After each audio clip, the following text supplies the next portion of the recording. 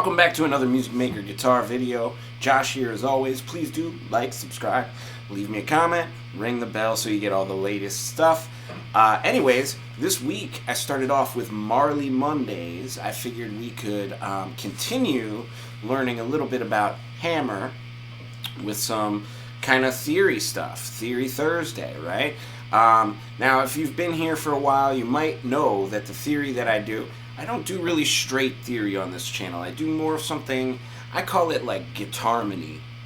I've heard some other people use that word too, but yeah, I think there's a good word for it. You know what I mean?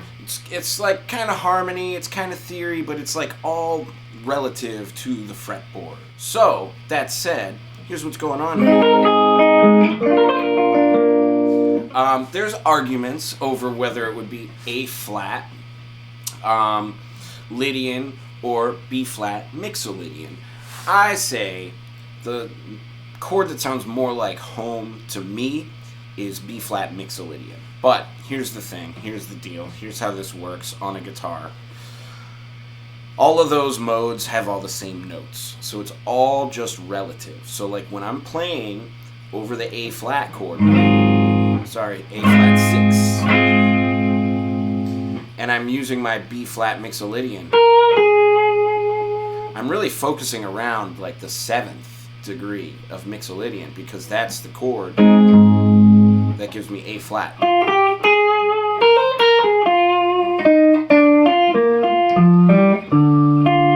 You can hear my chord change as I go through that, right? So I can play, you know, here's my A flat. Now my B flat. Right, then back to A flat.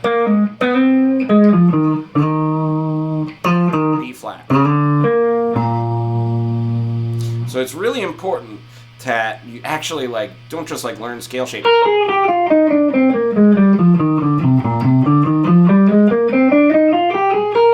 Anybody can teach you that, okay? This is basics, but to know what the chord tones sound like so that you're actually outlining chord changes within it.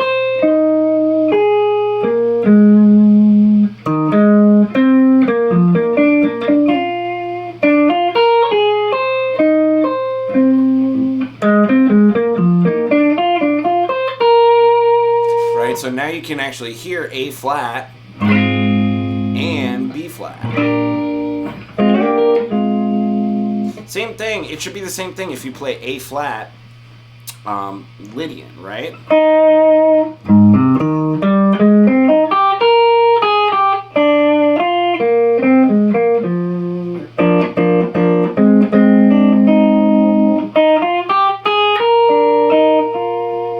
Right, you can hear those chord changes.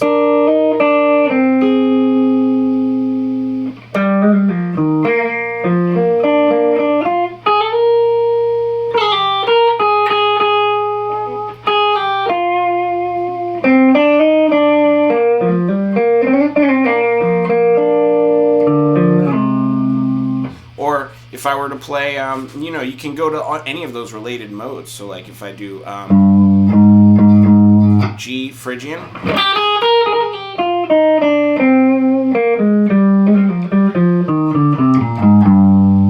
right? It sounds Phrygian when I play that, but like over the context of this backing track.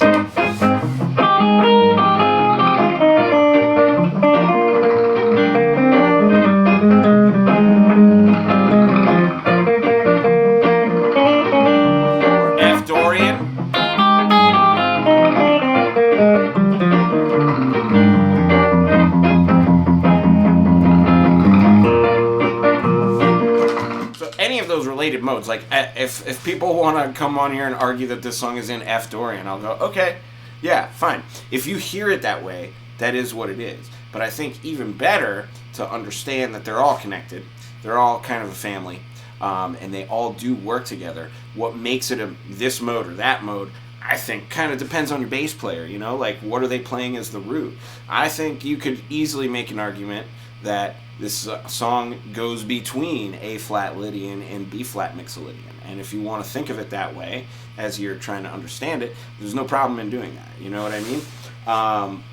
But I think now what you want to do with that information is kind of think about, like, visualize where is everything on the fretboard. Now, I just went maybe about my lowest frets to get F Dorian. So I might want to start my solo in F Dorian, work up as I'm building energy through the solo to G Phrygian, A flat, Lydian, B flat, Mixo, C Aeolian, right? And then even D Locrian a little bit, you know? So, and then, hey, why not E flat Ionian as well? I don't have that chord one time, that E flat major chord, but that would technically be like major minor, you know, the parent scale of this song. So why not use it? And by the time you get up there, you're around like the 12th fret. That takes you pretty high up, and you can also repeat your F Dorian information and get even higher up this neck if you feel like it. But I really tend to reserve those notes for special times. You know, sometimes they're nice in the beginning of a song to have like high notes, but I think you do kind of have to orchestrate them, and a lot of the time it's best to stay kind of down low. Like, I think a lot of the time we waste our energy up here, and then we're like done soloing, and it's like, where do I go? So that working up the neck thing is I find really helpful for developing. So, little example: F Dorian.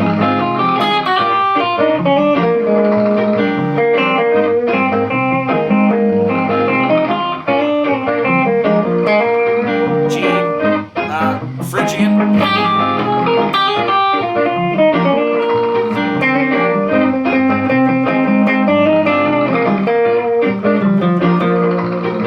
Lydian.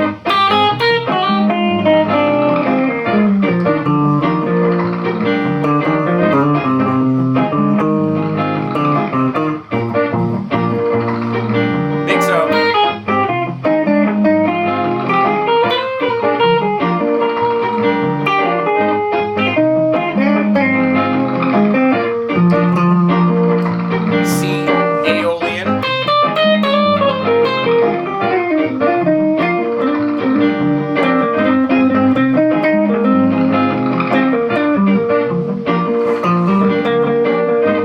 Locrian, D Locrian.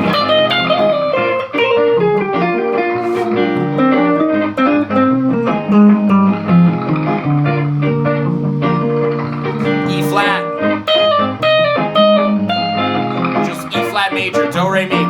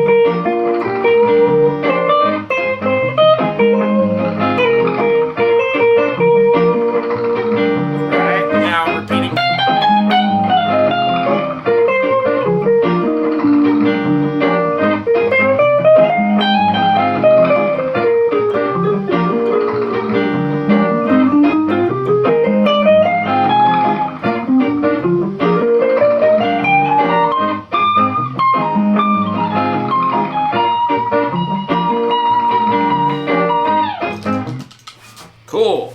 Let's go over a little bit of that melody, okay? I like to learn it in triads, so let's start with the first thing.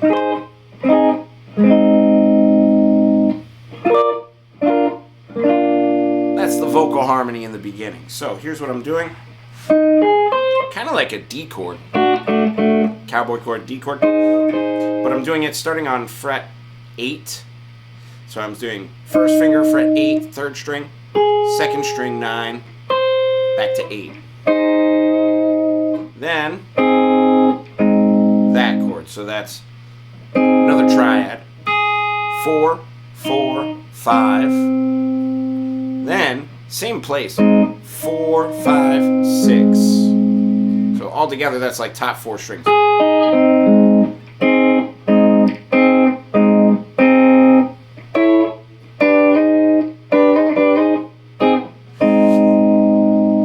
then same shape, same shapes, 2 frets higher.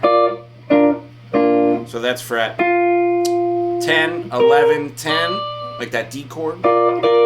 Then 6, 6, 7, same time. So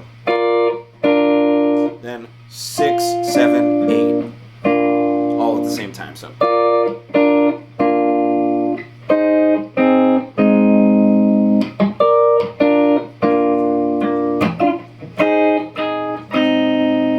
then I end the phrase. This is kind of what I hear on the track. You know what I mean? So.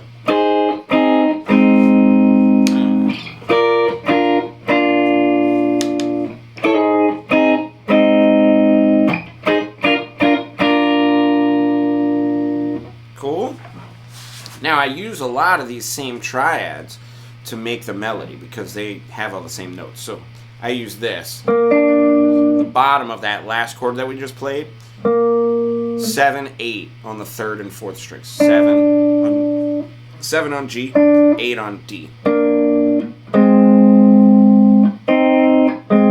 Then I'm making that A flat chord, so 4, 5, 6. But I'm just playing 2 notes at a time. So D string and G string, then G string and B string, and back.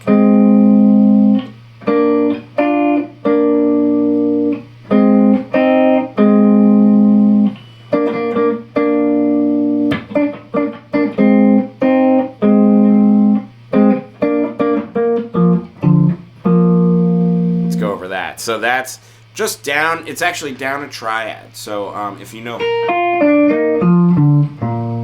just a major triad arpeggio, then you'll be fine. If not, no worries, I'll tell you the frets right now. So it's 7 and 8 on the 3rd and 4th, then 8 and 8 on the 4th and 5th,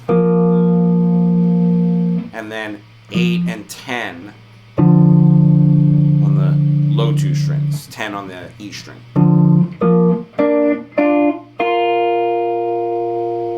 What you'll notice is there's always one note that's the same between the two. So from there, that note stays, and then from there, this note stays, and then we're going back up there. So.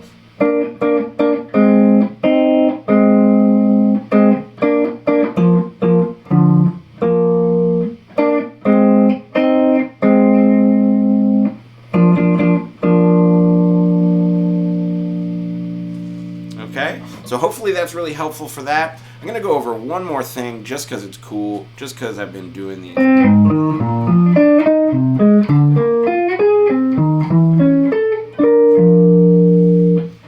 Let's talk about spread chords, okay? Now, this is really cool.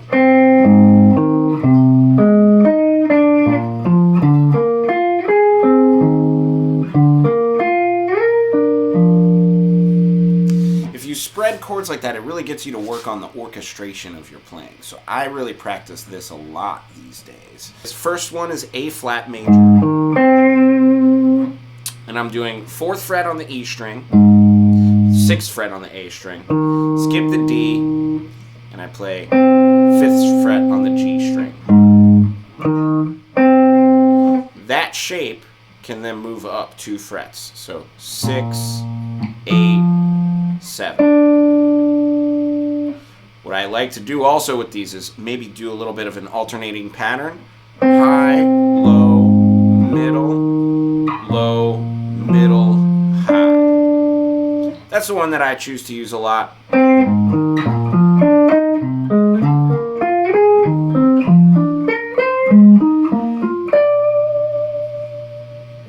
get a whole really cool sequence if you practice them that way. But for now,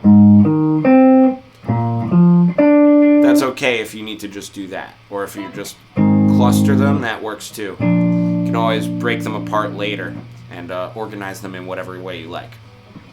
So 4, 6, 5, 6, 8, 7, right?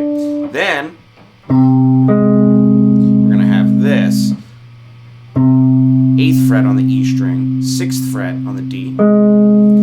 fret again on the G string.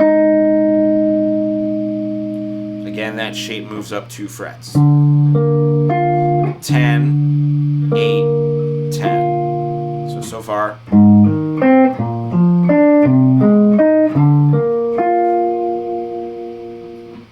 This 10 here, I like to recognize that note, because so far we've done that. We've done everything 2 frets. Here it's just 1 fret move. But what's interesting is that the rest of our hand has to move a lot further than that. Middle note's only, 2 frets. But this front on top, that's a 3 fret jump, so that's more than most scales. So sometimes it feels awkward to some people, so I would just be careful of that if you're just experimenting with this. Then again, that's fret 11, 10, 13. So that's the E string, D string, G. Okay? Then up 2 frets. 13, 12, 15.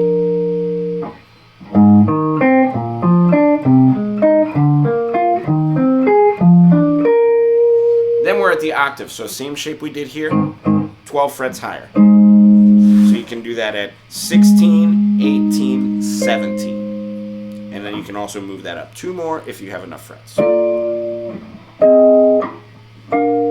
That's all octaves, okay?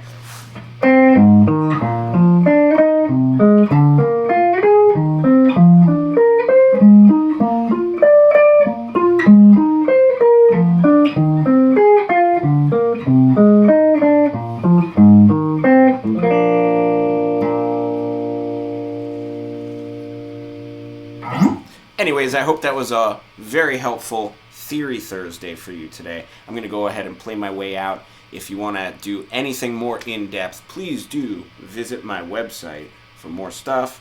There are links in the description, and I will see you tomorrow. Funky Friday.